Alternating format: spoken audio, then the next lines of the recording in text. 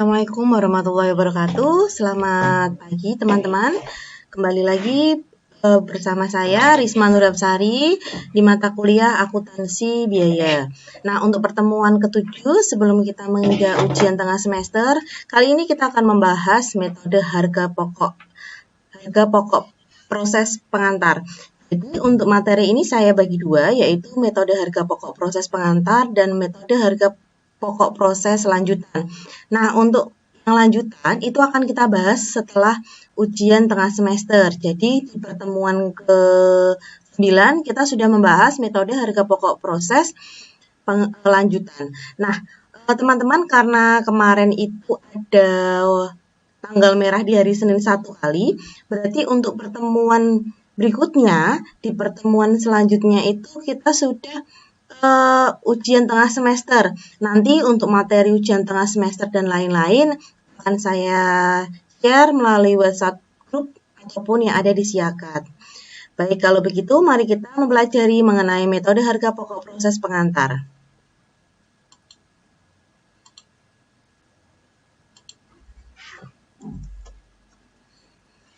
Nah, kali ini kita akan membahas mengenai karakteristik dari harga pokok proses pengantar.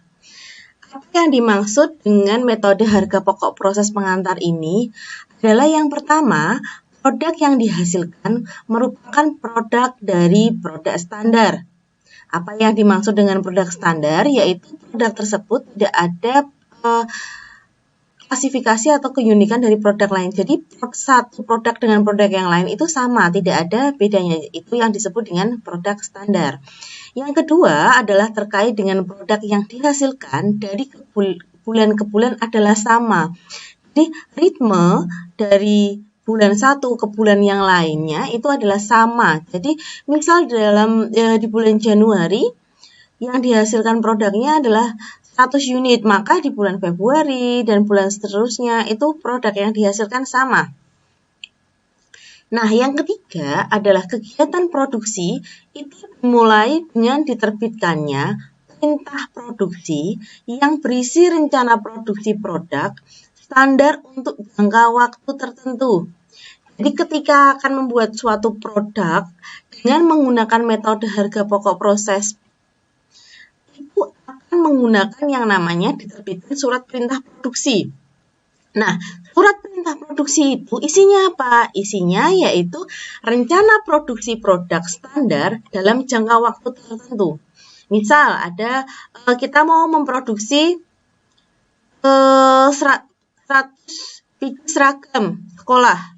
Nah, itu pasti ada di situ di keterangannya bahwa kegiatan produksi tersebut dimulai kapan dan harus sampai selesai dengan deadline-nya itu kapan. Jadi itu yang dimaksud dengan kegiatan produksi. Jadi itu adalah perintah produksi. Jadi bagian ini ya teman-teman ya, bagian gudang atau bagian perencanaan itu menerbitkan yang namanya surat perintah produksi yang nantinya akan diteruskan ke bagian produksi. Nah, karakteristik yang keempat yaitu salah satu contohnya seperti perusahaan produksi. Nih, di sini saya masih mengumpamakan yaitu perusahaannya adalah perusahaan massa. Contohnya kita dalam membuat semen. Nah, kalau membuat semen itu kan nggak bisa satu-satu ya, jadi semua jadi satu, habis itu baru di-packing.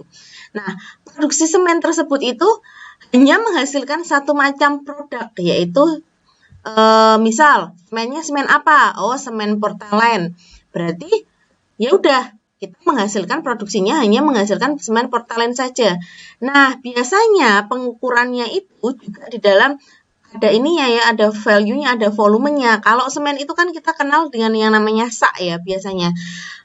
Semen jenis portalen biasanya standar saknya berapa? Kalau semen itu rata-rata standarnya 50 kg. Nah, dari produk yang dihasilkan ini dari bulan ke bulan itu sama.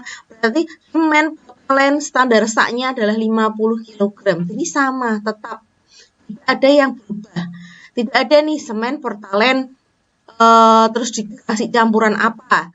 Misal standar berat saknya itu akan berubah menjadi 75 kg. Tidak ya. Jadi sesuai semuanya standar. Lalu perencanaan produksi produksi itu akan dilakukan dengan ditertibkannya perintah produksi. Nah, perlu teman-teman pahami, untuk perintah produksi ini akan dibuat dalam kurun waktu awal produksi, yaitu biasanya itu awal bulan. Nah, itu hanya berlaku di bulan tertentu saja. Misal di situ sudah ada ya tadi ya teman-teman ya, dalam surat perintah produksi, misal kita harus menghasilkan dari bulan April sampai dengan Juli. Akhir Juli itu harus sudah selesai, berarti sesuai dengan surat perintah produksinya.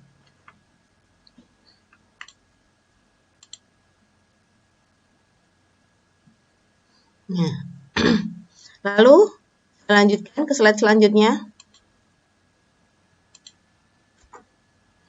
Nah, ini kita akan membahas, kalau di minggu kemarin kita itu membahas metode harga pokok pesanan. Nah, kali ini kita akan membahas metode harga pokok proses. Nah, lalu bedanya apa?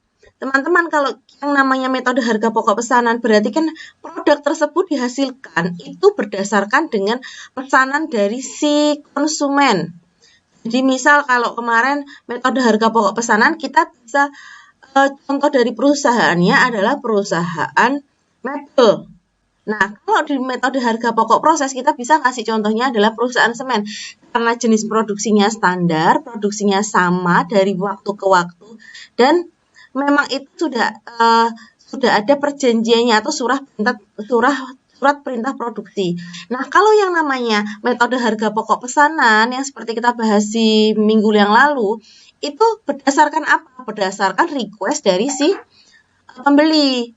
Jadi, memang antara metode harga pokok proses dengan metode harga pokok pesanan itu berbeda. Nah, kalau kita lihat dari segi pengumpulan biaya produksinya, di dalam metode harga pokok pesanan, itu pengumpulan harga pokok produksi biasanya menurut pesanan. Sedangkan metode harga pokok proses, pengumpulan biaya produksinya itu departemen produksi dan berdasarkan per periode akuntansi. Ketika kita membahas mengenai metode harga pokok proses, berarti kita apa? Proses di setiap departemen-departemen itu akan membutuhkan biaya masing-masing. Sehingga untuk perhitungan biayanya pun itu tidak langsung keseluruhan. Jadi departemen kita hitung masing-masing.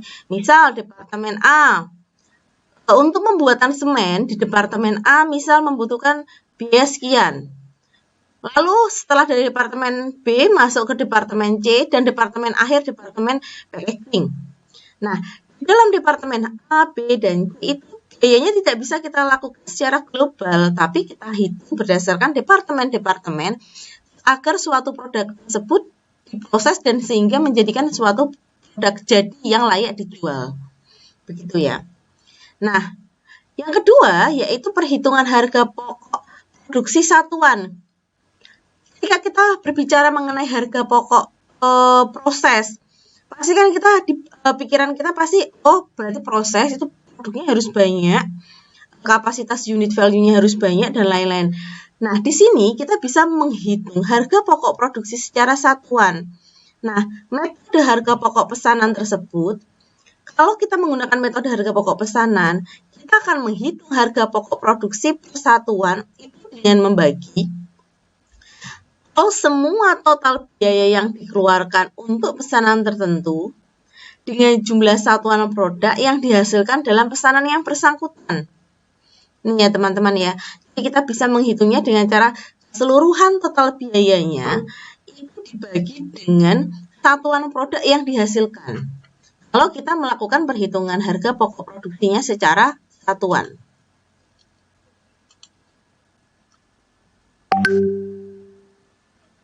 Lalu selanjutnya,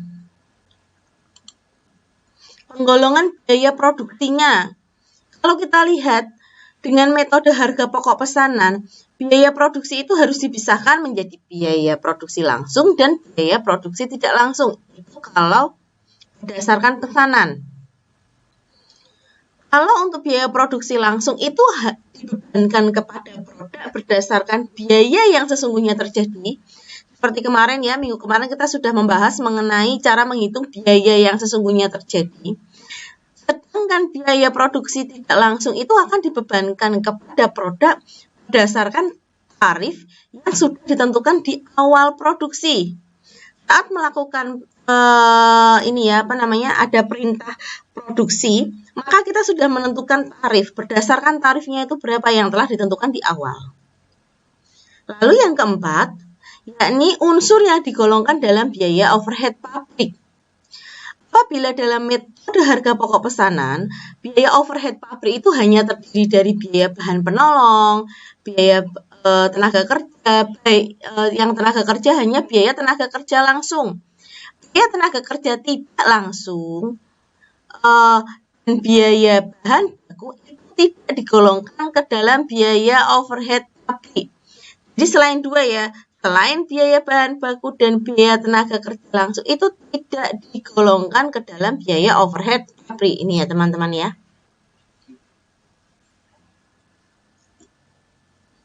Nah, sebelum saya membahas mengenai manfaat, saya akan menerangkan dulu mengenai ini ya, terkait dengan penggolongan biaya yang tadi.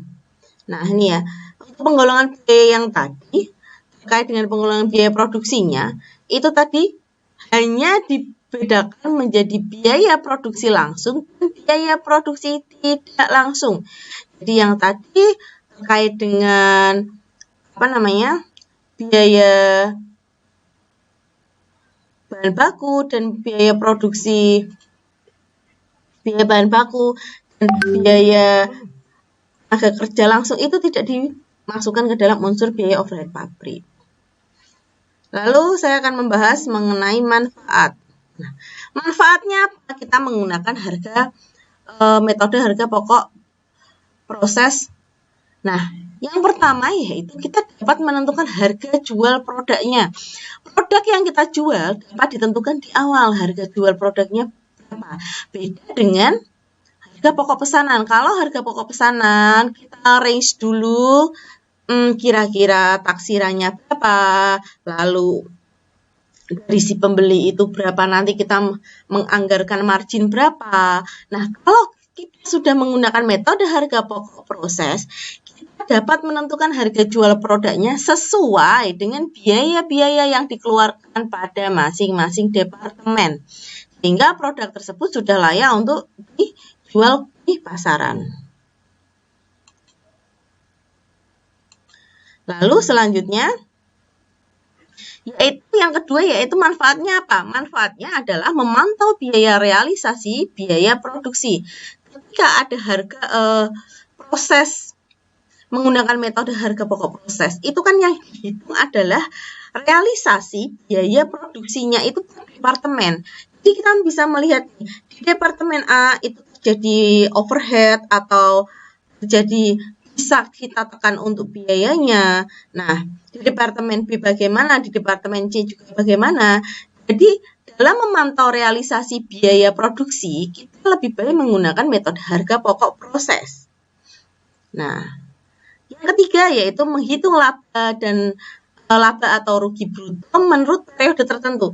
Kalau kita berbicara mengenai laba atau rugi dari suatu produksi, kita bisa menggunakan metode harga pokok proses karena di situ sudah jelas ya teman-teman, untuk menghitung laba rugi bruto periodenya itu sudah jelas, tidak ada taksiran. Kalau tadi kita berbicara balik lagi yang namanya harga pokok pesanan tadi ya, menggunakan metode harga pokok pesanan, kita kan untuk realisasi labanya kan kita bisa kita masih laba yang diinginkan itu berapa. Nah, itu yang menjadi harga jual kita ke pihak konsumen. Tapi kalau ini sudah tidak, kita sudah bisa melihat realisasi real laba atau rugi dari produksi kita.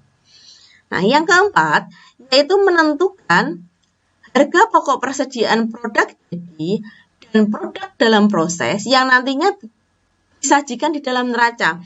Teman-teman kalau lihat neraca suatu perusahaan yang dia menggunakan metode harga pokok proses, kita bisa lihat di situ pasti ada tulisannya produk jadi, lalu di bawahnya ada produk dalam proses. Yang namanya produk dalam proses tersebut yang disajikan ke neraca itu adalah produk yang dia masih mempunyai kontinuitas untuk melanjutkan proses supaya produk tersebut, produk setengah jadi tersebut bisa menjadi suatu produk jadi, atau bisa jadi kita jual produk setengah jadi tersebut ke pasar. Jadi kalau untuk di neraca itu bisa tertera di produk jadi berapa, persediaan produk jadi, dan persediaan produk dalam proses. Bisa langsung diketahui ya teman-teman ya.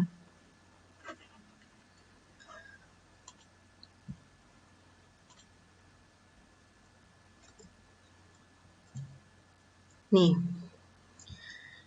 karena ketika pada saat pihak manajemen atau manajerial itu dituntut untuk membuat laporan pertanggungjawaban keuangan secara periodik, itu manajemen harus melaporkan laporan keuangan berupa neraca dan laba rugi. Nah, di sini yang seperti saya bilang di awal, itu di dalam neraca manajemen itu harus menyajikan harga pokok produk yang jadi berapa dan harga pokok produk yang masih dalam proses berapa. Nah, ketika itu sudah ada, maka di situ ada yang namanya catatan biaya produksi tiap periode. Itu bisa terlihat di laba rugi. Nah, berdasarkan catatan biaya produksi per periode tersebut, nah manajemen itu dapat menentukan biaya yang melekat di produk jadinya itu. Yang belum laku dijual pada tanggal neraca itu berapa, yang sudah laku terjual itu berapa. Nah, itu biasanya akan disampaikan dan dicatat oleh pihak manajerial. Selanjutnya, ya, lanjut ya. Nah, di sini metode harga pokok proses tanpa memperhitungkan persediaan produk dalam proses awal. Nah, ketika kita bicara mengenai harga pokok proses tanpa memperhitungkan persediaan produk dalam proses awal, kita menggunakan perhitungan harga pokok yang menggunakan 3 tahapan. Untuk tahapan pertama yaitu metode harga pokok proses produk diolah melalui satu departemen produksi. Yang kedua yaitu metode harga pokok proses diolah melalui lebih dari satu departemen produksi. Jadi yang pertama, satu departemen produksi saja yang mengelola. Yang kedua yaitu metode harga pokok proses yang diolah lebih dari satu departemen produksi. Berarti tadi ya ada departemen A dan departemen B. Yang ketiga yaitu pengaruh terjadinya produk yang hilang dalam proses terhadap perhitungan harga pokok produk persatuan. Jadi di mana ada produk yang hilang dalam proses. Hilang atau rusak di dalam proses. Nanti kita akan menghitung untuk apa kita menghitung ini? Untuk kita penentuan harga jual ke konsumen. Oke, yang pertama, ini saya akan membahas mengenai metode harga pokok proses produk yang diolah melalui satu departemen produksi.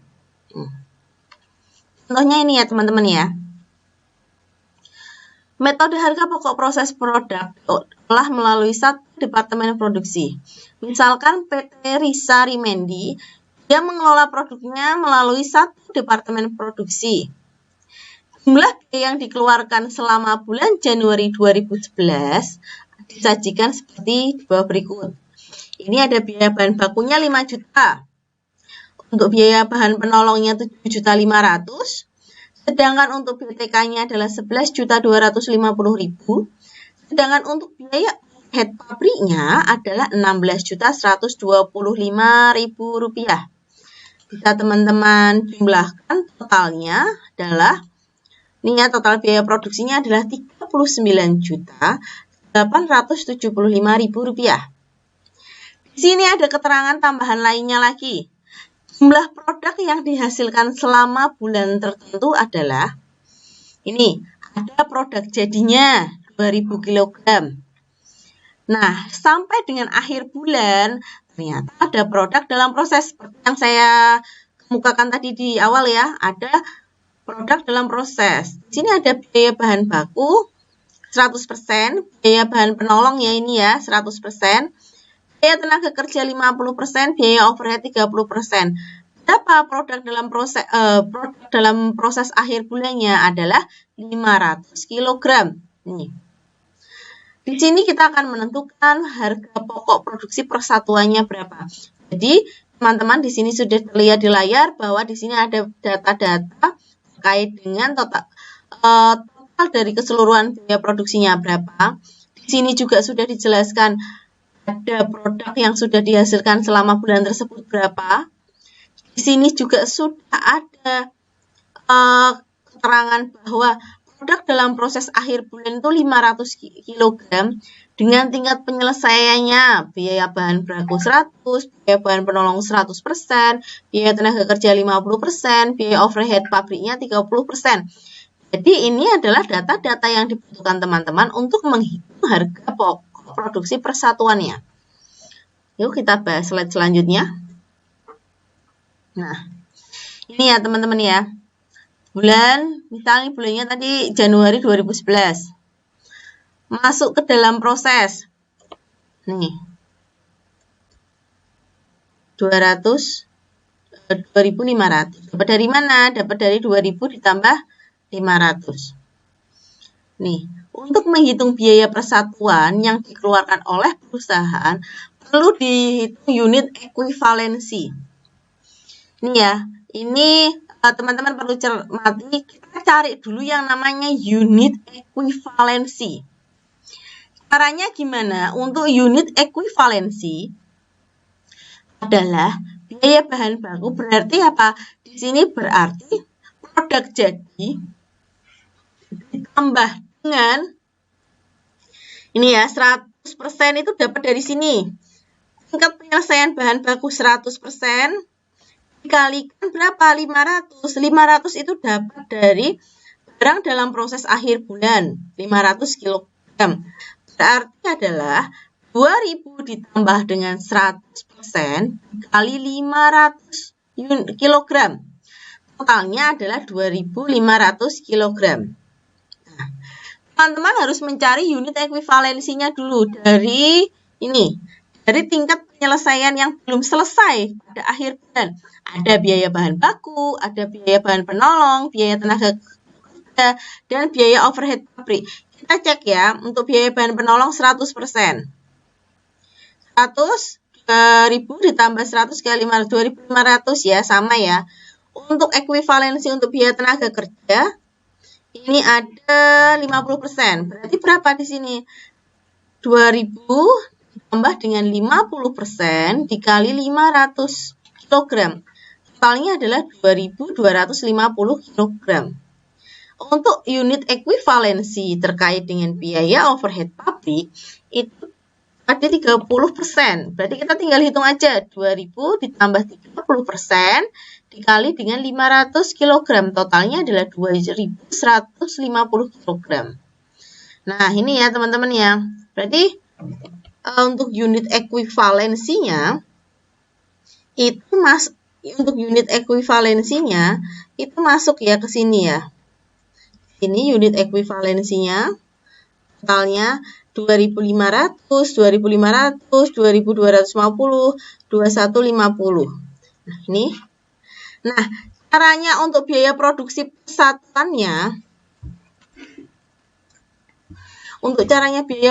persatuannya, adalah tinggal dihitung dari kolom 2 dibagi dengan kolom 3. Kolom 2 itu apa? Total biaya keseluruhan. Dari misal biaya bahan bakunya berapa, dibagi dengan unit ekuivalensi dari bahan baku. Jadi tadi kita dicek ya, biaya bahan bakunya 5 juta, bahan penolongnya 7,5, biaya tenaga kerjanya 11.250. Yuk, sama kan? Dari soal 5 juta, 7.500, 11.250, dan 16.125.000. Teman-teman tinggal bagi saja. Nanti kita bisa tahu biaya produksi persatuan unitnya itu berapa. Nih, nanti sudah didapat ya. Biaya bahan baku 2.000, bahan penolong 3.000, tenaga kerja 5.000, biaya overhead pabriknya 7,5. Totalnya adalah 17.500. Oke, saya lanjut ya. Nah, setelah biaya produksi persatuan hilang, maka produk jadinya yang ditransfer ke gudang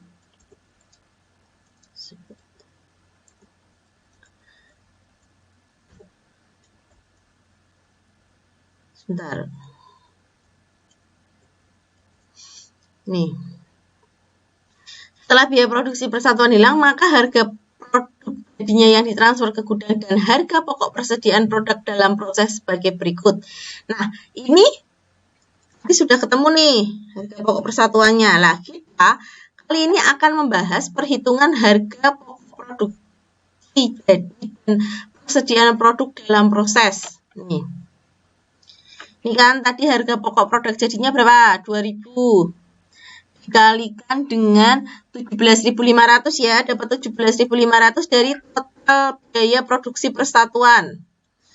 Totalnya 35 juta. Nah, di sini harga pokok persediaan dalam prosesnya ini sama ya teman-teman ya. Perhatikan tadi berapa di tingkat penyelesaiannya. Kita balik lagi ke soal di tingkat penyelesaiannya. 100%, 100%, 50, dan 30. 100, 100, 50, dan 30. 100%, 100%, 50, dan 30. Dikalikan dengan harga satuannya. Dikalikan dengan jumlah produk dalam prosesnya itu berapa. Ini ketemu ya untuk biaya bahan bakunya 1 juta rupiah. Biaya bahan penolongnya 1,5 juta. Sedangkan untuk biaya tenaga kerjanya adalah 1.250.000. Untuk biaya overhead pabriknya adalah 1.125.000. Teman-teman total di sini adalah totalnya adalah 4.875.000. Nah, setelah harga pokok produk jadinya teman-teman sudah dapat tadi berapa 35 juta, teman-teman tinggal tambahkan dari BPP, BPP, BTK, dan BOP tadi. Berarti total keseluruhannya adalah 39.875.000 rupiah. Teman-teman tinggal tambahkan ya, yang ini dan ini.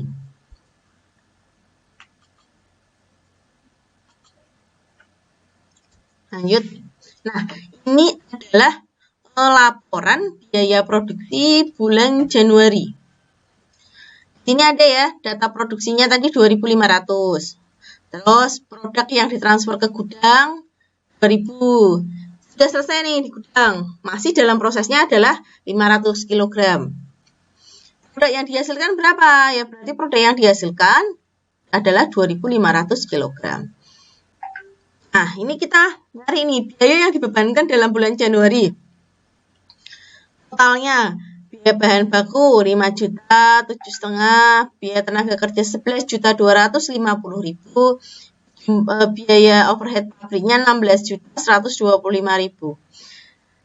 Tadi sudah ketemu untuk biaya per unitnya. Nih ya. Nih biaya persatuannya. 2.000, 3.000, 5.000, dan 7,5. Ini ya.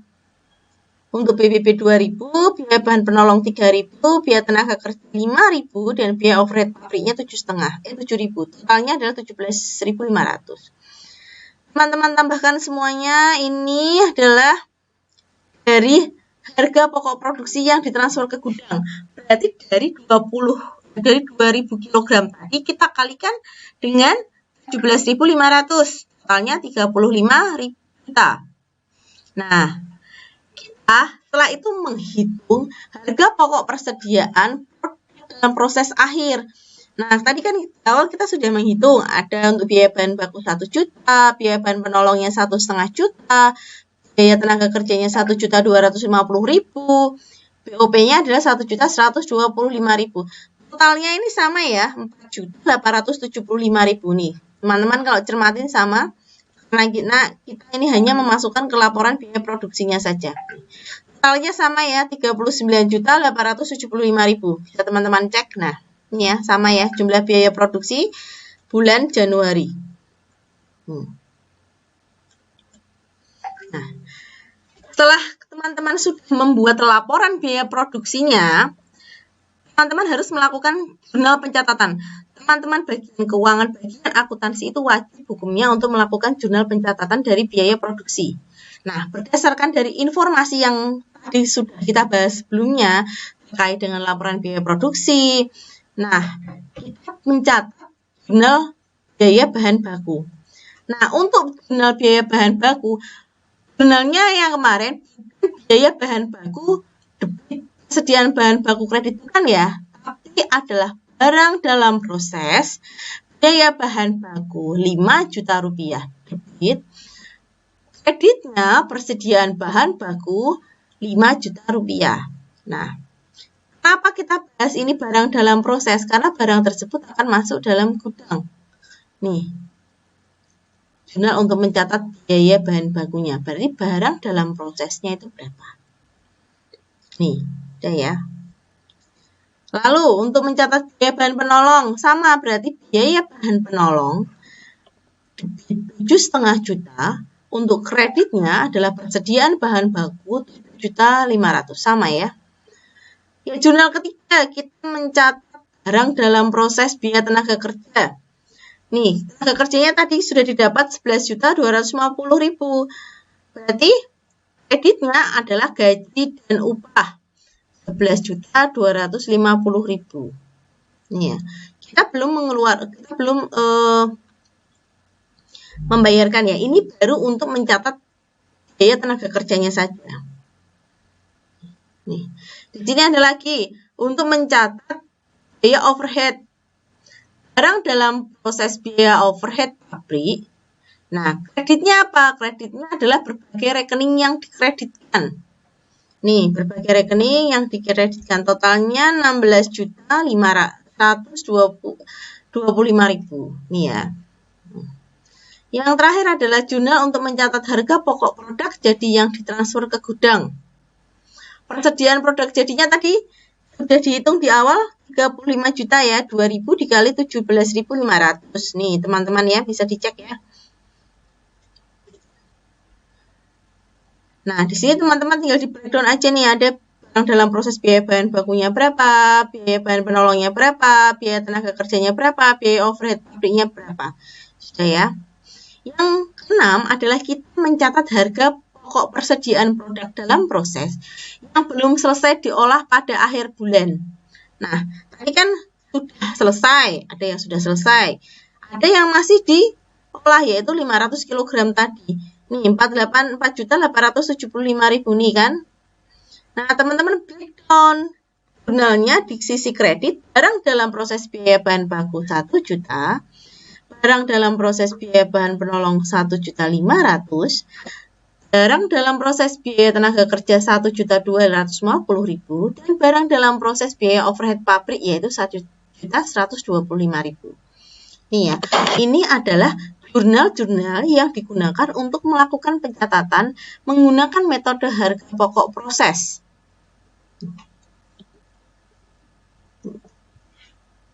Ini ada contoh lagi, yaitu perusahaan yang berproduksi massa adalah perusahaan semen. Jadi perusahaan produksi semen itu menghasilkan satu macam produk berupa semen. Tadi sudah saya jelaskan di awal ya. Satuan ukurannya sak ya, biasanya standarnya ada 50 kg. Produk tersebut dihasilkan dari bulan ke bulan itu sama. Semen jenisnya apa, produk standarnya, volumenya berapa, packingannya itu sama. Nah, untuk perencanaan produksinya awal itu harus menggunakan surat perintah produksi diterbitkan. Jadi menerbitkan surat perintah produksi. Dan surat perintah produksi itu biasanya diterbitkan setiap awal bulan. Oke. Baik teman-teman, untuk materi kita pada minggu ini sudah selesai. Nanti apabila ada yang kurang jelas, bisa teman-teman live chat di WhatsApp group ataupun chat langsung di Siakat, silahkan. Nanti ada yang kurang paham, silahkan. Untuk materinya sudah saya share di Siakat maupun WhatsApp group. Terima kasih. Saya akhiri, apabila ada kesalahan saya mohon maaf. Wassalamualaikum warahmatullahi wabarakatuh.